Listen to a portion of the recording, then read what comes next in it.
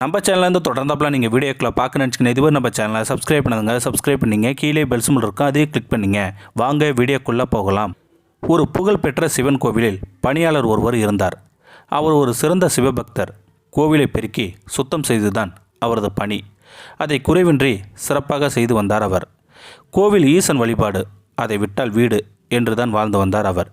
இதை தவிர அவருக்கு வேறொன்றும் தெரியாது. தினமும் ஆயிரக்கணக்கான மக்கள் அந்த சிவன் வந்து இறைவனை தரிசனம் செய்து வண்ணமாக இருந்தனர். இறைவன் இப்படி எல்லா நேரமும் நின்று கொண்டே இருக்கிறானே, அவனுக்கு சோர்வாக இருக்காதா என்று எண்ணிய அந்த சிவபக்தர் ஒரு நாள் இறைவனிடம், ஈசனே, எல்லா நேரமும் இப்படி நின்று கொண்டிருக்கிறாயே, உனக்கு கால் வலிக்குமே, உனக்கு பதிலாக நான் வேண்டுமானால் ஒரு நாள் நிற்கிறேன், நீ சற்று ஓய்வெடுத்துக் கொள்கிறாயே என்று கள்ளங்கவிடாமல் அவர் கேட்டார்.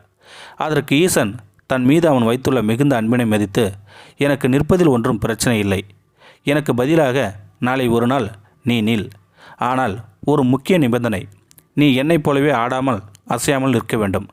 வருபவர்களை பார்த்து புன்முறுவலுடன் ஆசை வழங்கினால் போதுமானது. யார் சொன்னாலும் யார் எது கேட்டாலும் நீ பதில் சொல்லக்கூடாது. நீ கடவுள் சிலை என்பதை மறந்துவிடக்கூடாது. என் மீது நம்பிக்கை வைத்து அசையாது நின்றாலே போதுமானது என்று கூறினார். அதற்கு அந்த பணியாலும் சம்மதித்தார். அடுத்த நாள் இறைவனைப் போலவே அலங்காரம் செய்து கொண்டு கோவில் கருவறையில் அந்த பக்தர் நின்றார். இறைவனோ இவரைப் போலே தோற்றத்தை ஏற்று கோவிலை கூட்டி பெருக்கி சுத்தம் செய்து தொடங்கினார். முதலில் ஒரு மிகப்பெரிய செல்வந்தன் வந்தான். தன் வியாபாரம் சிறப்பாக நடக்க வேண்டும் என்று இறைவனிடம் வேண்டி ஒரு மிகப்பெரிய தொகையை உண்டியலில் காணிக்கையாக செலுத்தினான். அவன் திரும்ப செல்லும்போது தவறுதலாக தனது பணப்பையை தவறிவிட்டு சென்றான். இதை கருவறையில் கடவுள் போயிடத்தில் நின்று கொண்டிருந்த பணியாளர் பார்த்தார். ஆனால் இறைவன் நிபந்தனை ஞாபகத்துக்கு வரவே பேசாமல் இருந்தார். அப்படியே அசையாத நின்றார் அவர். சிறிது நேரம் கழித்து ஒரு பரம ஏழை அங்கு வந்தான். அவனிடம் உண்டியலில் போட ₹1 மட்டுமே இருந்தது. அவன், என்னால் இது மட்டும்தான் உனக்கு தர முடிந்தது, என்னை மன்னித்து விடு இறைவா, என்றும் போல என்னை ஆசீர்வதிக்க வேண்டும். எனக்கு என் குடும்பத்தினருக்கும் அடிப்படை தேவைகளுக்கு கூட மிக கஷ்டமாக இருக்கிறது. என்னுடைய பிரச்சனைகளை எல்லாம் உன்னிடம் விட்டுவிட்டு போகிறேன். நீயே எனக்கு ஒரு நல்ல வழியை செய் என்று மனமுறுக்க கண்களை மூடி நம்பிக்கையுடன் வேண்டினான் அவன். சில வினாடிகள் கழித்து கண்களை திறந்தவனுக்கு எதிரே வந்த செல்வந்தன் தவறிவிட்ட பணப்பையே கண்ணில் பட்டது. அதனுள் பணம் மட்டும் இல்லை, தங்க காசுகளும் வைரங்களும் கூட இருந்தன. இறைவன் தனக்கு தன் பிரார்த்தனைக்கும் செவிமெடுத்து அதை அளித்திருக்கிறான் என்று அப்பாவித்தனமாக அதை எடுத்துக்கொள்கிறான் அவன். இறைவன் வேடத்தில் நின்று கொண்டிருந்த அந்த பணியாளர் தற்போது எதுவும் சொல்ல முடியவில்லை. அதை புன்சிரிப்புடன் நின்று கொண்டிருந்தார். சிறிது நேரம் கழித்து ஒரு கப்பல் வியாபாரி வந்தான். ஒரு நீண்ட தூர பயணமாக கப்பல் அன்று அவன் செல்லவிருப்பதால் இறைவனை தரிசித்து ஆசி பெற வேண்டி வந்தான். அவன் இறைவனிடம் பிரார்த்தனை செய்தான். அந்த நேரம் பார்த்து பணப்பையை தொலைத்த வந்தவன் காவலருடன் திரும்பி கோவிலுக்கு வந்தான். அங்கு கப்பல் வியாபாரி பிரார்த்தனை செய்வதை பார்த்து, இவன்தான் என் பணப்பையை எடுத்திருக்க வேண்டும், இவரை பிடித்து விசாரியுங்கள் என்று காவலாளிகளிடம் கூற, காவலாளிகளும் அந்த கப்பல் வியாபாரி பிடித்து சொல்கிறார்கள்.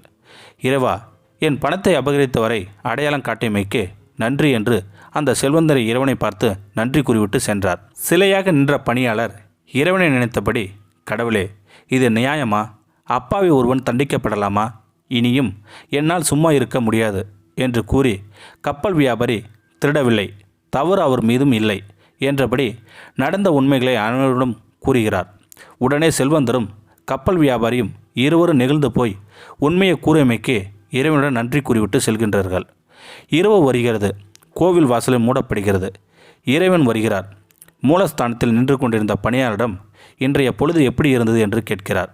மிகவும் கடினமாக இருந்தது ஈசனே, உனது வேலை எத்தனை கஷ்டம் என்பது இன்றுதான் புரிந்து கொண்டேன். ஆனால் ஒரு நல்ல செயல் செய்தேன் என்று காலை கோவில் நடந்ததை கூறினார். ஈசனோ இதை கேட்டவுடன் அதிருப்தி அடைந்தார். ஈசனை அதிருப்தியை பார்த்து பணியாளர் பதற்றமானான். பிறகு ஈசன், நாம் ஏற்படுத்தி கொண்ட ஒப்பந்தப்படி நீ ஏன் நடந்து கொள்ளவில்லை? என்ன நடந்தாலும் பேசக்கூடாது, அசையக்கூடாது என்ற நிபந்தனைகளை நீ ஏன் மீறினாய்? உனக்கு என் மீது நம்பிக்கை இல்லை.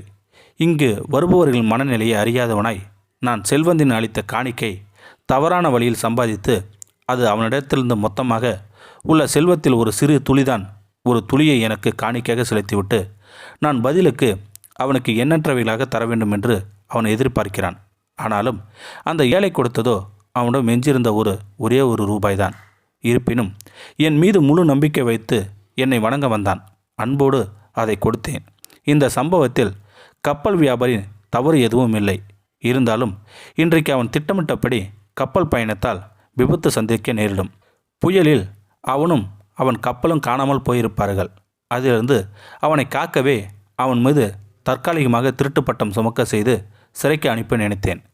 அந்த ஏழைக்கு அந்த பண முடிப்பும் போய் சேர வேண்டியது சரிதான். அவன் அதை நான் கொடுத்ததாக எண்ணி போற்றுவான். இதன் மூலம் அந்த செல்வத்தினிடம் கர்மம் ஓரளவாவது குறையப்படும். அவன் பாவபலன்கள் துளியாவது குறையும்.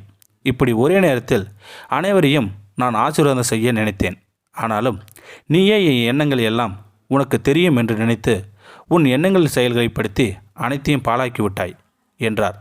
உடனே பணியாளர் தனது தவறினை உணர்ந்து கால்களில் விழுந்து தன் தவறுக்கு மன்னிக்கும்படி வேண்டினார். இப்போது புரிந்துகொள், நான் செய்யும் அனைத்திற்கும் ஒரு காரியம் இருக்கும். இது ஒவ்வொன்றையும் மனிதர்களால் புரிந்து கொள்ள முடியாது. அவர்களின் நலன் வேண்டியே நான் ஒவ்வொரு பொழுதையும் கழிக்கிறேன். அவரவரது கர்மம் படியே பலன்களை அளிக்கின்றேன். நான் கொடுப்பதிலும் கருணை இருக்கிறது, கொடுக்க மறுப்பதிலும் கருணை இருக்கிறது என்றார் கடவுள். இதை கேட்ட அந்த சிவபக்தன் மெய்மறந்து போய்விட்டார். இந்த வீடியோ உங்களுக்கு பிடிச்சிருந்தா கமெண்ட் பாக்ஸில் கமெண்ட் பண்ணுங்கள். கூட உங்கள் ஃப்ரெண்ட்ஸுக்கு ஷேர் பண்ணுங்கள். இதுவரை நம்ம சேனலை சப்ஸ்கிரைப் பண்ணுங்கள். சப்ஸ்கிரைப் பண்ணிங்க. கீழே பெல் சிம்பல் இருக்கும், அதையும் கிளிக் பண்ணிங்க. தேங்க்யூ ஃபார் வாட்சிங்.